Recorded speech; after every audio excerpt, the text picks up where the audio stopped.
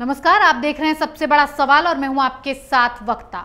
उद्धव ठाकरे ने महाराष्ट्र के मुख्यमंत्री पद से इस्तीफा दिया और बीजेपी के जोरदार मास्टर स्ट्रोक के बाद महाराष्ट्र में देवेंद्र राज आ गया है। इसी के बाद ट्विटर पर एक शब्द बहुत ट्रेंड कर रहा है, उखाड़ दिया ट्रेंड हो रहा है। निशाने पर हैं शिवसेना के बड़बोले नेता संजय राउत और इस हैशटैग के साथ लिखा जा रहा है कि कंगना सबसे ज्यादा खुश होंगी क्योंकि सबसे ज्यादा नॉनसेंस की है तो सबसे ज्यादा मौज भी राउत से ही ली जा रही है। लेकिन ये सिलसिला अभी भी थमा नहीं है। आज सरकार जाते ही राउत को बाला साहेब का मंत्र याद आ रहा है कि शिवसेना सत्ता के लिए नहीं, सत्ता शिवसेना के लिए पैदा हुई है। सबसे बड़ा सवाल कि क्या शिवसेना बची है या पूरी तरह से खात्मा हो गया है। इसी को जानने के लिए हमारे साथ मौजूद है कैपिटल टीवी के editor in chief doctor Manish Kumar ji. Doctor साहब, आपका बहुत बहुत स्वागत है। धन्यवाद। डॉक्टर साहब, जिस हिसाब से महाराष्ट्र की सत्ता से शिवसेना गई है, क्या इसकी वापसी होगी या पार्टी खत्म? देखिए, पहले आपने बड़ा इंटरेस्टिंग कैरेक्टर संजय राउत के बारे में इंट्रोडक्शन में बात किया। मैं अपने आप को रोक नहीं पा रहा हूँ क्योंकि एक फिल्म याद आ गई मुझे जी। उस फिल्म का नाम है चोर मचाए शोर। तो आज मैं शोर देख रहा था। जिस हिसाब से मिस्टर उखाड़ दिया एडिटर कैमरा के सामने आए, मैं ईडी से नहीं डरता, मैं ईडी के सामने जाऊंगा, मैं गिरफ्तार होने से नहीं डरता, शिवसेना सत्ता के लिए नहीं। अरे भाई, इतने दिन से क्या कर रहे थे जी? इतने दिन से क्या कर रहे थे भाई? आप ही हो, आपके ही चीफ मिनिस्टर उद्धव ठाकरे। भाई, सवाल तो हम लोग लगातार पूछे, लेकिन ये रिमाइंड करवाना जरूरी है कि जब एंटालिया, ये जो मुकेश अंबानी के घर के नीचे विस्फोटक मिले थे, तो यही देवेंद्र फडणवीस, इन्होंने कहा था कि भाई इस्तीफा दो जी। किसका? गृह मंत्री का। ऑब्वियस सी बात है, हिंदुस्तान का सबसे अमीर व्यक्ति, उसके घर के नीचे विस्फोट रखा जाए तो फिर यह कहा गया कि भाई इसके पीछे सचिन वाजे है। आपने क्या किया था? 7 दिन असेंबली नहीं चल पाई और यह गृह मंत्री अनिल देशमुख सचिन वाजे को बचाता रहा जी। वो तो डिवाइन जस्टिस का खेल है। ऊपर वाले के खेल के सामने ये सब, ये शकुनी, ये चाणक्य सब बौने हो जाते हैं। मनसुख हिरेन का केस सामने आया तो कलई खुल गई जी। और एक के बाद एक, जैसे प्याज की परतें होती हैं, ये अघाड़ी सरकार के काले कारनामे वो दुनिया के सामने आ गए जी। और उस वक्त यही संजय राउत, इन्होंने सामना में आर्टिकल लिखा था। सचिन वाजे एक देशभक्त और capable, nationalist and capable officer है। काबिल अफसर है। काबिल, देशभक्त और काबिल ऑफिसर। ये काबिलियत किस चीज की थी? उगाही करने के लिए। कौन है ये सचिन वाजे? तो एक बदनाम पुलिस ऑफिसर जिसको हाईकोर्ट ने सस्पेंड कर दिया था, उसे वापस आपने वर्दी दिलाई और वो काम कर रहा था उगाही का। बड़ी बड़ी गाड़ियों से चलता था ये अदना सा असिस्टेंट सब इंस्पेक्टर, और बड़ी बड़ी गाड़ियों में जो जितनी भी गाड़ियां मिली उसमें करेंसी काउंट करने वाली जो मशीन होती, जो बैंक में रखे जाती है, वो साथ में लेके घूमता था। उगाही का धंधा इतना करता था। सब जेल पहुंच गए, गृह मंत्री भी जेल पहुंच गया, अनिल देशमुख जेल में है। अब ये बोल रहे हैं हमें जेल में जाने से डर नहीं लगता। अच्छी बात है, गलत काम अगर आपने किया है तो जेल तो जाना पड़ेगा। लेकिन वो कह रहे हैं कि ईडी झूठा केस लगा रही है। भाई, यही बात वो अनिल देशमुख के खिलाफ भी बोल रहे थे, झूठा केस लगा रही थी जी। अनिल देशमुख के खिलाफ तो झूठा केस बता रहे थे ये कि बदले की कार्रवाई है, ये शरद पवार प्रेस कॉन्फ्रेंस करके दो दो बार no no no no no, ये अनिल देशमुख तो मेरा बच्चा है, बहुत ही जी ईमानदार है, बहुत ईमानदार है, जज साहब क्यों नहीं दे रहे हैं बेल? नवाब मलिक भी ईमानदार है, फर्जी केस है? और जो शिवसेना का वो बीएमसी का स्टैंडिंग कमेटी का जो चेयरमैन, वो जो पकड़ा गया जी, घर से नोट जो मिल रहे हैं, बात बहुत ही सिंपल है। 24 करोड़ की संपत्ति है संजय राउत के पास, 24 करोड़ रुपए कहां से लाए बता दीजिए, मामला खत्म है जी।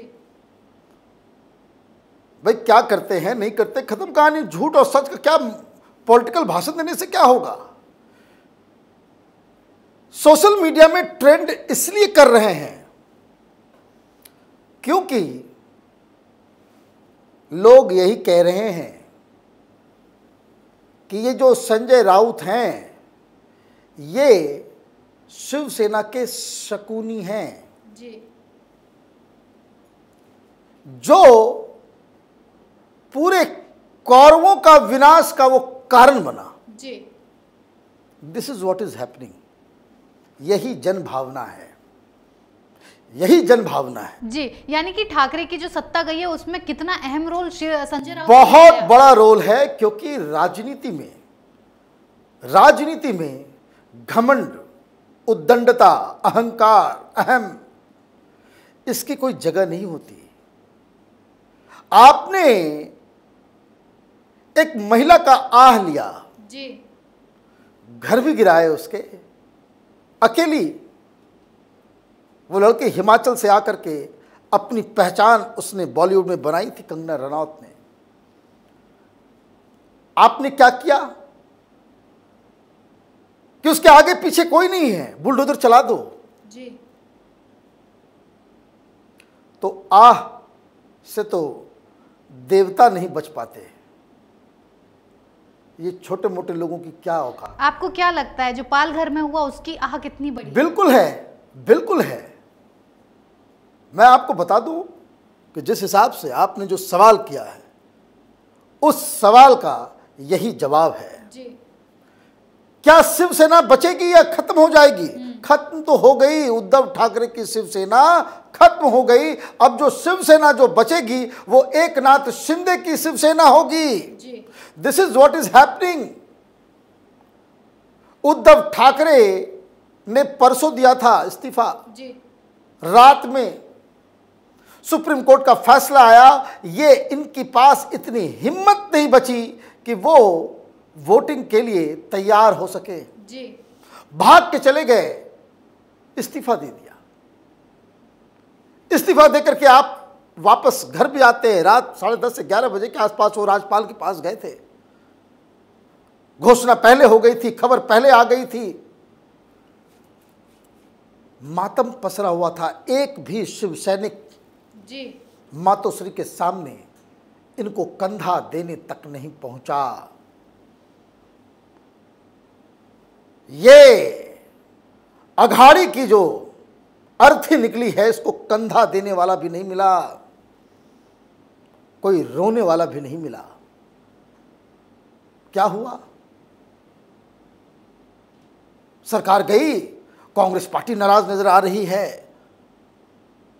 वरिष्ठ पत्रकारों से मेरी बात हुई, वो कह रहे हैं कि उद्धव ठाकरे को लेकर के बड़े निराश थे शुरू से ही।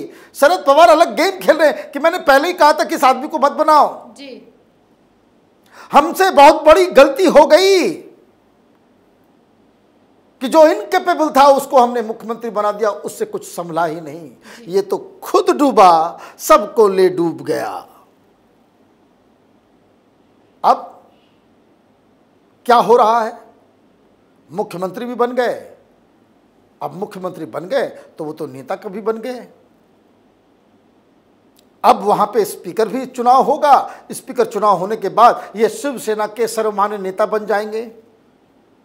जो धमकियां संजय राउत दे रहे थे कि जो जो लोग उधर गए हैं उनमें से 16 के खिलाफ कार्रवाई करेंगे, उनकी सदस्यता निरस्त कर दी जाएगी, यही धमकी दिया गया था। अब जो उद्धव ठाकरे के साथ जो 14-15 बचे हुए हैं जी। वो अगर शिंदे के साथ नहीं आएंगे तो उनकी सदस्यता जाएगी। खेल पलट गया। जी। दांव जो है इसी को कहते हैं राजनीति।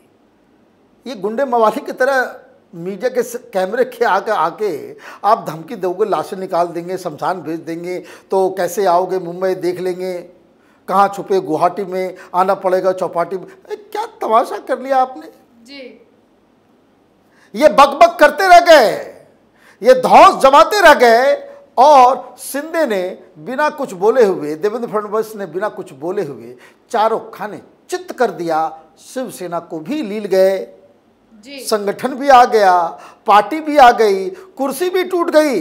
और ये कितनी बड़ी बेइज्जती है कि जिस आदमी को आप धमकी दे रहे थे, पार्टी से निकालने की धमकी दे रहे थे, वो आपकी कुर्सी पे विराजमान हो गया। इसको कहते हैं कि किसी भी व्यक्ति के ईगो को खत्म करना नहीं, ईगो को चकनाचूर कर देना। जी। इस तरह की बेइज्जती उद्धव ठाकरे को जीवन में कभी किसी ने नहीं दी थी, जो देवेंद्र फडणवीस और शिंदे ने दी है। शिंदे साहब ने। और आपने सही कहा, let me correct my self, Shinde साहब ने जो दिया है। और मैं आपको बात और बता दूं कि भाई राजनीति में इस तरह के तोड़ फोड़ होते हैं, लेकिन इस हिसाब से कि आपने चकनाचूर कर दिया। वो आपने कभी YouTube वगैरह पे देखा होगा कि जहाँ पे कार को डिसमेंटल किया जाता है, वो बड़ा सा वो आता है लोहे का, वो मारता रहता है जब तक वो बिल्कुल सपाट नहीं हो जाता। वो पता नहीं लगता कि भाई कार था या कोई टीन का डब्बा था, तब तक वो उसके ऊपर प्रहार होता रहता है। वैसा ही प्रहार हुआ है। वो क्यों हुआ है? यही संजय राउत की वजह से। जी। आपने देवेंद्र फडणवीस की पत्नी, किसके ऊपर आपने कीचड़ नहीं उछाले? 3.5 बीजेपी लीडर को जेल में डालेंगे। देवेंद्र फडणवीस का रिश्ता जो है उधर है। देवेंद्र फडणवीस की पत्नी का जो कैसेट रिलीज हुआ था वो दाऊद के लोग, आप परिवार के ऊपर चले गए। तो बदला ये राजनीतिक से कहीं ज़्यादा ये पर्सनल लड़ाई ये संजय राउत ने की। इसलिए इसको कहते हैं ना कि 100 चोट सोनार की और 1 चोट लोहार की। यही देवेंद्र फडणवीस ने किया है, और ये ऐसी चोट लगी है कि शिवसेना, उद्धव ठाकरे की शिवसेना, उसे खड़ा करने में अब 10 साल कम से कम लग जाएंगे। जी डॉक्टर साहब, बहुत बहुत धन्यवाद इतनी जानकारी। धन्यवाद। एक तरह से देखा जाए तो संजय राउत के बड़बोलेपन ने आज शिवसेना की जड़ों को ही काट दिया। उद्धव सरकार को ठिकाने लगाने के खेल में man of the match Sanjay Raut ही रहे हैं। राउत के मन में आज एक बात जरूर गूंज रही होगी कि कंगना का बदला आज पूरा हो गया, और हैरान परेशान उद्धव से पूछ रहे होंगे कि आज सामना में क्या लिखूं। अब लिखने बोलने का दौर गया। राउत साहब, बाला साहेब ठाकरे के मंत्र पर पहले अमल किया होता तो आज आप सत्ता से बाहर नहीं होते। खैर, आज का दिन आपके लिए बहुत भारी रहेगा, क्योंकि ईडी के घर में पांव रखना जेल में पांव रखने जैसा है। तो पूजा पाठ करके जाइएगा कि पूछताछ के बाद घर भेज दिया जाए, ना कि खातिरदारी के लिए आपके दोस्तों के पास। फिर किसी और मुद्दे के साथ हाजिर होंगे। बने रहिए कैपिटल टीवी के साथ। नमस्कार।